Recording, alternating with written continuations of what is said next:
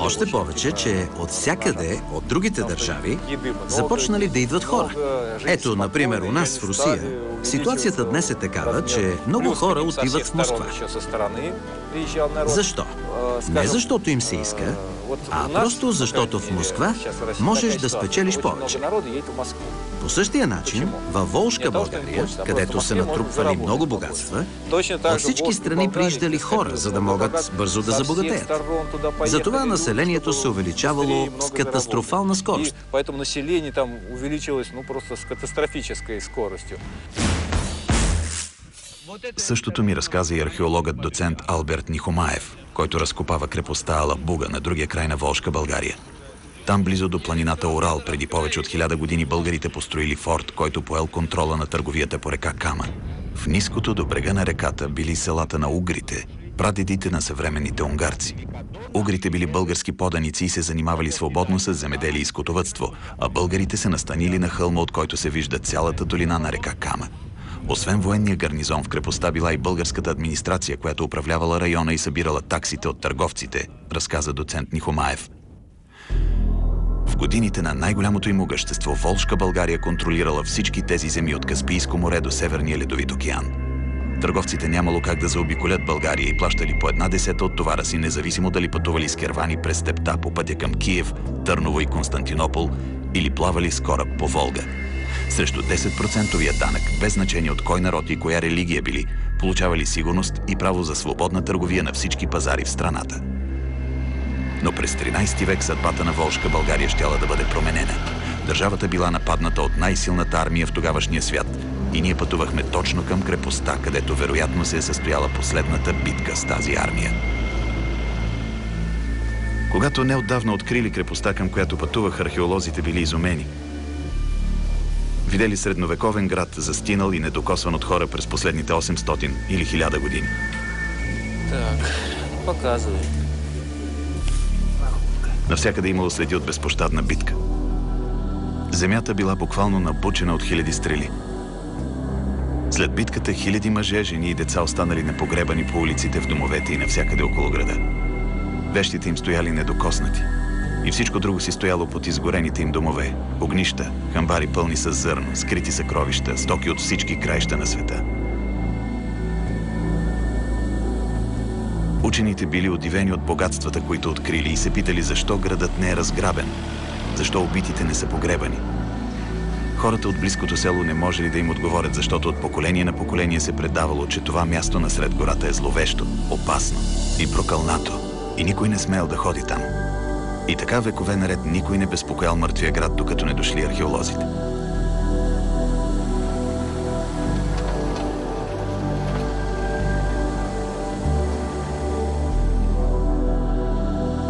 Още с началото на разкопките археолозите започнали да получават първите отговори. Повечето оръжия и части от доспехи определили като български и монголски. Затова допуснали, че най-вероятно са открили мястото на безпощадна битка от 1236 година, когато монголо-татарите нападнали Волжка България. Бях запознат с войната от 1236 година. Нейната история започнала от Чингис хан.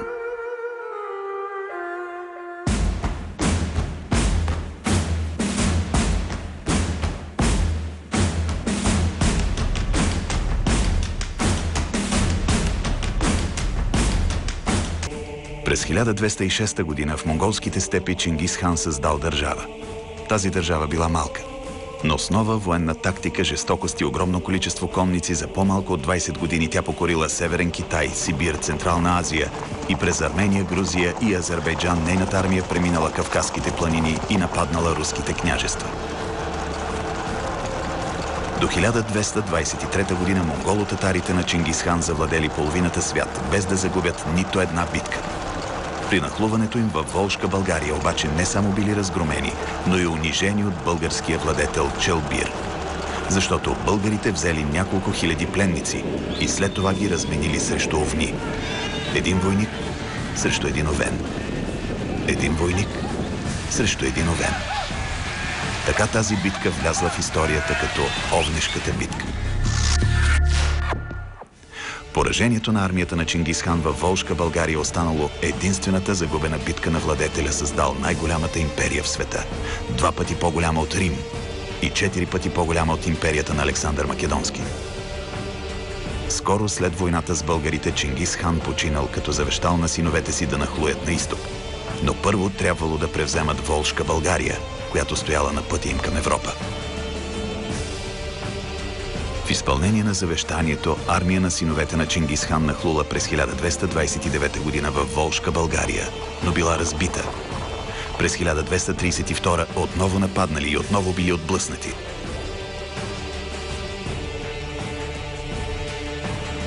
След като синовете на Чингис хан се провалили, организацията на военната кампания поел най-талантливият му внук – хан Батий. Той събрал 5 армии. Съвременниците пишат, че само конниците били 129 000. Никоя друга държава не можела да събере такава войска. С цялата си мощ през 1236 година монголо-татарите нападнали. Те започнали да разрушават, да палят и безмилостно да избиват населението на всички градове по пътя им, които не се подчинили. Крепостите, които се предавали, получавали пощада, но като откуп монголите заграбвали богатства и отвличали красиви жени. Повечето български градове отказали да платят тази висока цена и воювали до последния човек. Затова войната продължила до лятото на 1237. Зверствата на монголо-татарите са описани от много руски летописци, а в една от средновековните книги пише как е загинала българската столица, град Биляр. Придоше от восточния страни в българскою землю безбожни татари. Дойдоха от изток в българската земя безбожните татари и превзеха славния велик град български и избиха с оръжие от стареца до детето и до последното бебе, а града им подпалиха и плениха цялата им земя. След като завладели големите български градове, монголо-татарите се насочили на запад. Трябвало да превземат само още една крепост, последната крепост на пътя за Европа.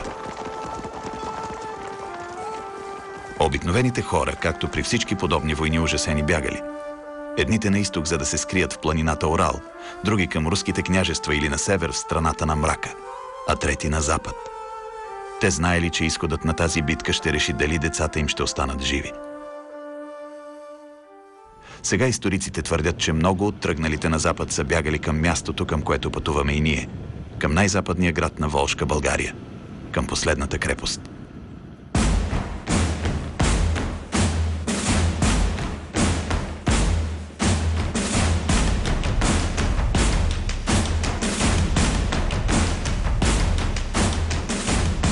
Последната българска крепост на пътя на монголите към Европа се намира на юг.